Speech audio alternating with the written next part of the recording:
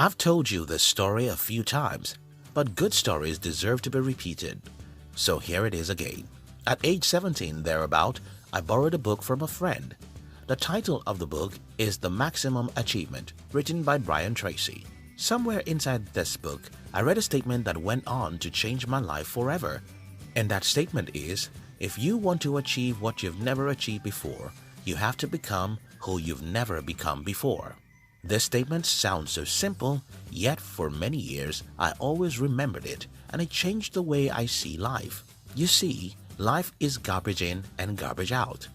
What you throw in determines what you get out. Though we all have fantasies and dreams about how we wish to get things without enormous sacrifices, it's what it is. Fantasy. Do you want a new result? You have to become a new person, and that usually means that you'll have to deny yourself certain things. Albert Einstein said, insanity is doing the same thing and expecting a different result. Insanity is when you're willing to get something out of life, but you're not willing to give up anything in return. Below are 7 things I gave up to have the kind of life I have today. If you're new here, consider subscribing so that you won't miss other interesting videos like this. The love of my family members.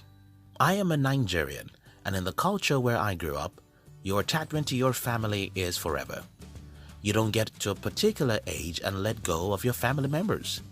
If you are as unfortunate as I was to be the youngest member of the family, then everyone else wants to tell you what to do with your life, even when you're 30 years old. My life's plan was not in my head, so when I announced that I had a different plan, it was a disaster for me. The plan everyone had for me is to become a PhD holder because a degree is a god in my country. Until recent times. At some point in my life, I had to decide whether I'll continue enjoying the love of my mother, father, and my family members, or go after my dream of building a business. I decided for the latter. And as a consequence of that decision, I went through years of trauma because almost everyone in my family is waiting for my absolute crash, and they won't support you because they want their prophecy to come to pass.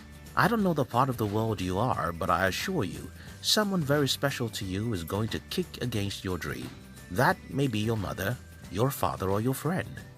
You'll find yourself in an emotional crisis. Should I listen to my mother to make her happy and our relationship fine, or should I follow my dream and get my precious mother to disown me? I cried many nights and I'm still shedding tears as I write this script. It was a painful moment for me, and the only reason why I could go after my dream is that I knew all of my life was made up of it. Letting go of my dreams means letting go of my life. I would rather let go of my most precious relationships than to let go of my dreams, and that was it. The social media noise. I was once a Facebook junkie who spent as much as 4 to 5 hours every day on Facebook. I woke up one day and deleted my Facebook account because I was not just wasting my time, I was losing my mind, expecting likes and comments from the people who don't even care about my existence in the universe.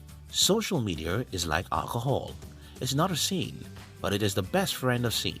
Social media can be the best thing that has ever happened to you, just as alcohol can be good for you if taken moderately.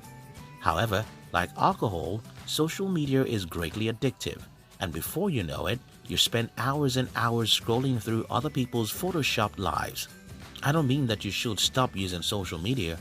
For instance, some people claim that YouTube is a social media. I don't see YouTube as a social media because I've built the entire company around YouTube. I sell my company's products via YouTube, and I have a media company that makes good money on YouTube. I also use WhatsApp to communicate with a few important people in my life. The only sacrifice I made is to cut off the noisy and wasteful part of the social media. Do you have a business? Promote it on social media, and spending several hours doing that will be an investment. Or you just posting your photos to expect some likes and comments? Maybe you should give that up for something more productive. The negative friends.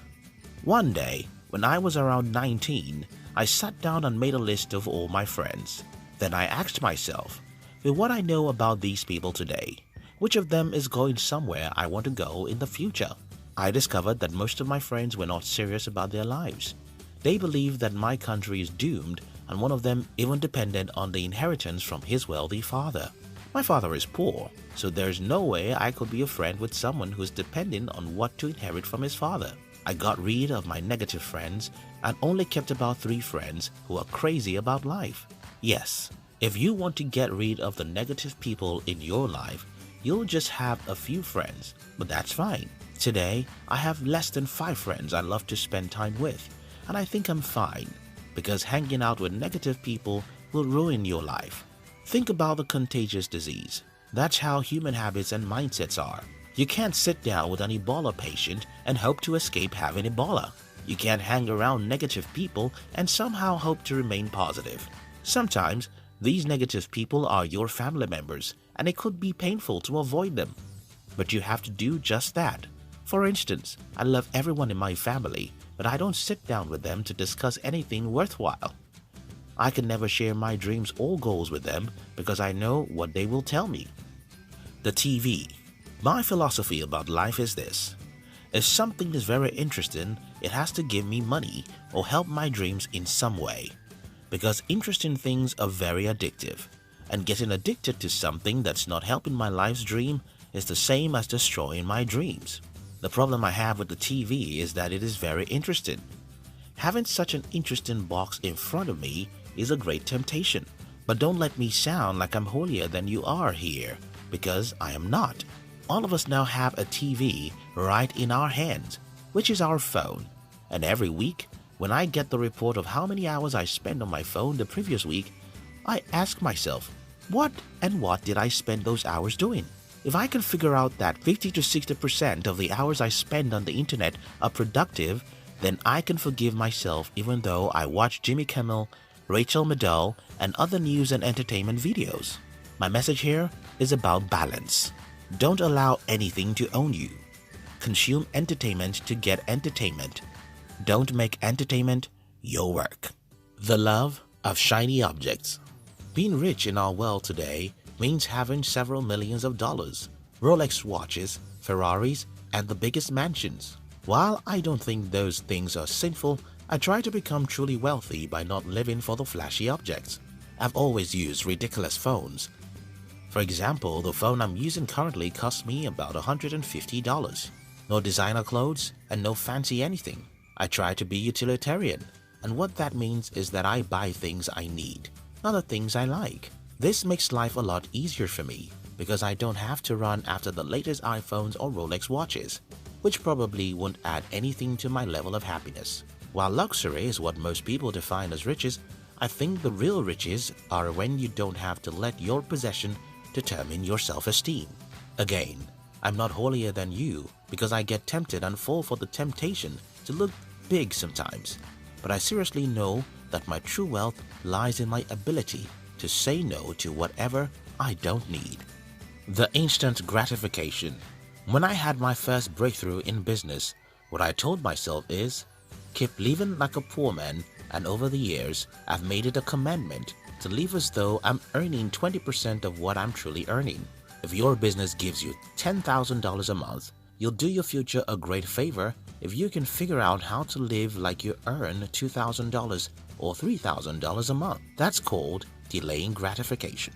If you like a new car and you have the money to buy it, look for how to double that money and wait till you double the money before you satisfy your loss. That's how to be smart with money. Parties, parties, parties. In my country, Nigeria, a party is a big thing. You have to blow a big party if you're getting married, naming your child, or doing your father's burial. So many people waste a ridiculous amount of money just to impress others that they have the money they don't even have. So when we gave birth to our child, I named her in the hospital, and whenever anyone came to visit us, we simply told them the name of the child. This is a taboo in my culture, and everyone thought that I was crazy. But I didn't see how organizing a big party will make me or my wife happier than we were. What I saw is the amount of money we'll waste, which I'd rather use to employ one more person for my company. Let me end this video the way I started it. If you want to achieve the result you've never achieved, you have to be willing to give up what you've never given up before. We love you.